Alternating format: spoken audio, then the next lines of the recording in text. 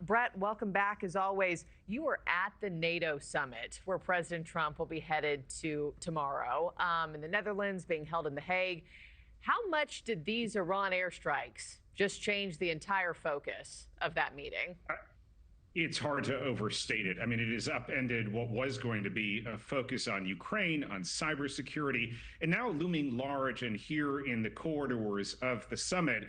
All folks are talking about is what will Tehran's next move be? And quite frankly, Markie, there's a lot of frustration with the Trump administration. The fact that none of this was, let alone coordinated, even communicated to allies. And a lot of those allies have troops also, have interests also across the Gulf and in the Middle East. So the fact that Trump did this in such a unilateral fashion does not sit well here in The Hague. Yeah, and Vice President Vance and Secretary of State Rubio insisted the U.S. is not at war with Iran. But President Trump, he wrote this on Truth Social. I know you saw it on Sunday.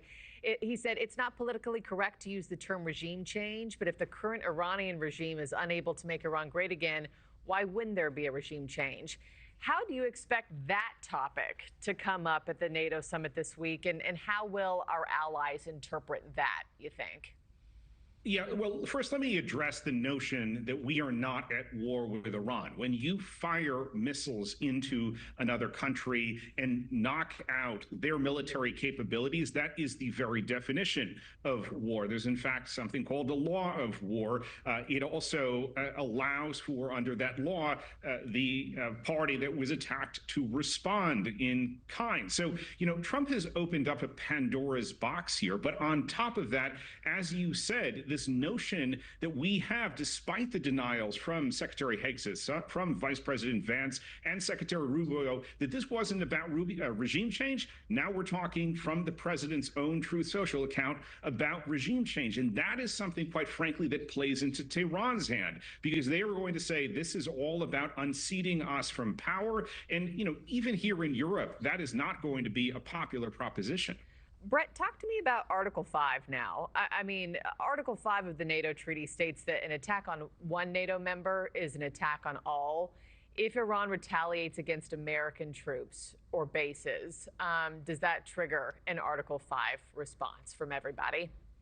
Well, this is where it gets interesting. So Trump has suggested that the U.S., under his leadership, does not have that Article 5 obligation. And for the audience, important to remember that Article 5 was invoked only once in our history, and it was when the U.S. was attacked on September 11th, and our NATO allies came to our aid in Afghanistan. So, this, quite frankly, also speaks to the need for Trump to more closely coordinate with NATO allies, because if they are going to get dragged into this fight, and it's not, quite frankly, only NATO. The Trump administration just overnight was asking China to intercede on their behalf to not close the Hormuz Strait, that Tehran would keep it open. All of this is Trump diplomacy, Trump's, brash approach to international affairs crashing in to a very interconnected international community. And I don't think it's going to be easy going for him from here.